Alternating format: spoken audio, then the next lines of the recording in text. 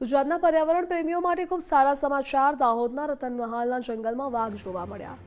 રતનમહાલના જંગલમાં લાગેલા કેમેરામાં વાઘ ટ્રેપ થયો। કેમેરામાં ટ્રેપ થયા બાદ વન વિભાગ સતત મોનિટરિંગ કરતું હતું। વાઘને ખાવા પીવાની સુવિધા મળે તેનું ધ્યાન રખાયું। જંગલમાં પહેલા પ્રમાણેની સ્થિતિ વન વિભાગે જાળવી રાખી। ગુજરાતમાં વાઘનું પુનઃ સ્વાગત છે। વાઘની સંખ્યા વધે તે દિશામાં વન વિભાગના પ્રયત્નો રહેશે, આવું મંત્રી પ્રવીણભાઈ માળીએ કહ્યું।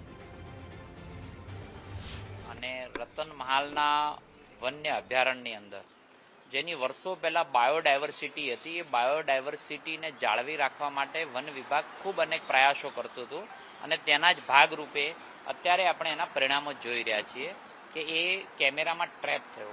વન વિભાગ એને સતત મોનિટરિંગ કરતું હતું અને એ જ્યારે ટ્રેપ થયું એના પછી હાકબાક ન થાય, એને પીવાની ખાવાની વ્યવસ્થાઓ નેચરલ બાયોડાયવર્સિટી સાથે એને જે હેબિચ્યુટ હોય એ પ્રમાણેનું આયોજન વન વિભાગે કર્યું છે।